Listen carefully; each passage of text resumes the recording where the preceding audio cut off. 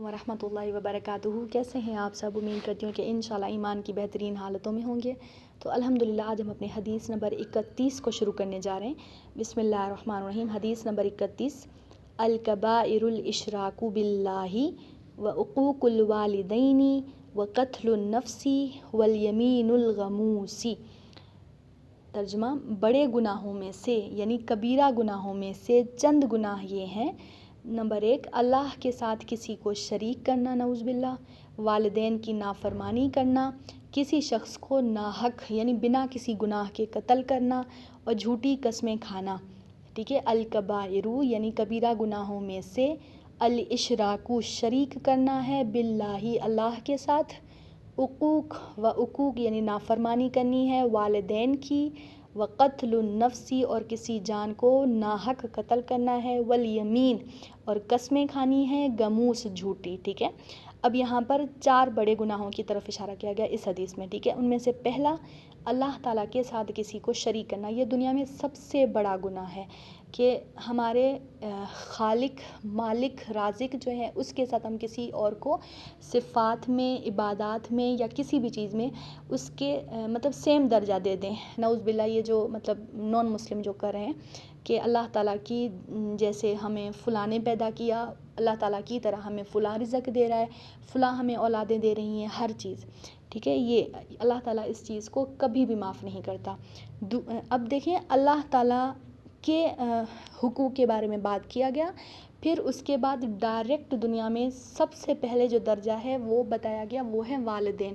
جیسے کہ قرآن پاک میں بھی آتا ہے کہ اللہ تعالیٰ کے ساتھ کسی کو شریک نہ قرار دو اور نہ ہی والدین کو اف بھی کہو. تو اس چیز سے والدین کے حقوق کا جو ہے اندازہ لگایا جا سکتا ہے کہ سب سے پہلے ہم پر جو حق ہے وہ اللہ تعالیٰ کا، اس کے بعد جو دنیا میں اگر کسی بندے کا حق ہے تو وہ ہے والدین. تو بڑی سی نافرمانی تو بہت ہی بڑی بات ہے، لیکن قرآن میں بھی ڈائریکٹ ان کے لیے کہا گیا کہ ان کو اف بھی نہیں کہنا. اب اس میں انہوں نے ڈیٹیل تھوڑی بتائی کہ دوسرا گناہ والدین کی نافرمانی کرنا، کہ والدین کے بارے میں اب 3 باتوں کا ہمیں خوب خیال رکھنا چاہیے. سب سے پہلے کہ ان کو کسی قسم کی تکلیف نہ دے، نہ تو زبان سے نہ ہی ہاتھ سے. یعنی وہ کہتے ہیں کہ جیسے کہ ایک حدیث میں آتا ہے، جیسے ایک حدیث میں آتا ہے کہ ایک شخص آپ صلی اللہ علیہ وسلم کے پاس آیا، وہ صحابی میں سے ہی تھے. تو انہوں نے آ کے کہا کہ یا رسول اللہ، میرے جو والد صاحب ہیں وہ مجھ سے کہہ رہے ہیں کہ میں اپنی جو تنخواہ ہے اس میں سے ان کو ایک حصہ دوں. تو یا رسول اللہ، میں کیسے یہ کروں؟ حالانکہ وہ تنخواہ میں تو میری محنت ہے، تو میں ان کو ایک پورا حصہ کیسے دے سکتا ہوں؟ تو میرے پیارے رسول اللہ صلی اللہ علیہ وسلم نے فرمایا کہ اے بندے، تیری تنخواہ تو بہت مطلب ایک چھوٹی سی چیز ہے، تیرا پورا وجود جو ہے وہی تیرے والدین کا ہے. یعنی انسان ایسا نہیں کہہ سکتا کہ اب میری چیز ہے، میری والدین کے درمیان میری اور تیری کوئی بات ہوتی ہی نہیں، ہم پورے کے پورے اپنے والدین کے ہی ہیں. اور جیسے کہ ایک دوسری روایت میں آتا ہے کہ حضرت ابوبکر صدیق کے بیٹے تھے عبداللہ بن ابی بکر. تو حضرت ابوبکر صدیق نے ان کی وائف میں کوئی برائی دیکھی، تو انہوں نے اپنے بیٹے کو کہا کہ تم اپنی بیوی جو ہے اس کو طلاق دے دو. تو حضرت عبداللہ بن ابی بکر جو تھے وہ حضور صلی اللہ علیہ وسلم کے پاس گئے اور ان کو بتایا کہ میرے جو والد صاحب ہیں وہ مجھے کہتے ہیں کہ میں اپنی بیوی کو طلاق دوں، اور مجھے تو اس میں کوئی برائی نہیں دکھتی. تو رسول اللہ صاحب نے فرمایا کہ اگر تیرے والد یا والدین میں سے کوئی تجھے کہتا ہے تیری بیوی میں کوئی کھوٹ ہے، اگر نہیں بھی ہے لیکن وہ کہتے ہیں کہ اس کو طلاق دے دو، تو تمہیں چاہیے کہ اس کو طلاق دے دو. یعنی یہ دو حدیثیں بتانے کا مقصد یہ ہے کہ والدین کا جو درجہ ہے نا وہ بہت ہی بلند ہے.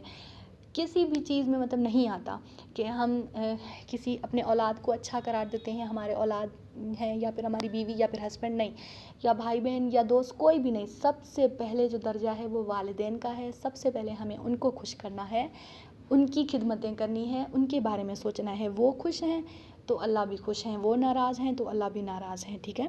تو انہوں نے 3 باتیں بتائیں کہ کسی بھی قسم کی تکلیف نہ دے، نہ تو ہاتھ سے نہ ہی زبان سے. ایک دوسری یہ کہ اپنی جان اور مالت میں جتنا بھی ممکن ہو ان پر خرچ کرے. یہ جو میں نے ابھی حدیث بتائی، کیونکہ ہم پورے ان کے ہیں، ہمارے مال میں سے تو بہت ہی چھوٹی چیز ہے. اور جس وقت بھی وہ بلائیں ان کو ہاں کا جواب دینا اور ان کے پاس جانا ہے.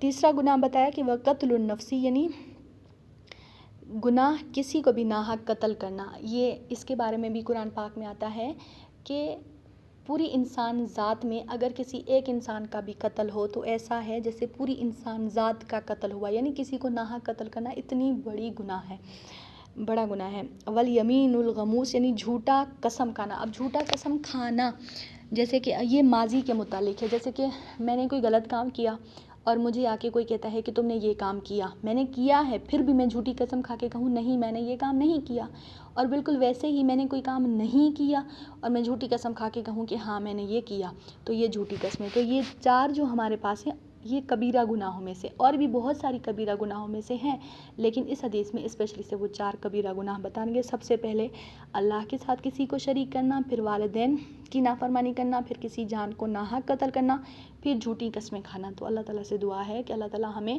تمام گناہوں سے بچائے، چاہے وہ صغیرہ ہوں یا کبیرہ، لیکن اسپیشلی ہمیں کبیرہ گناہوں سے بچائے۔ آمین آمین۔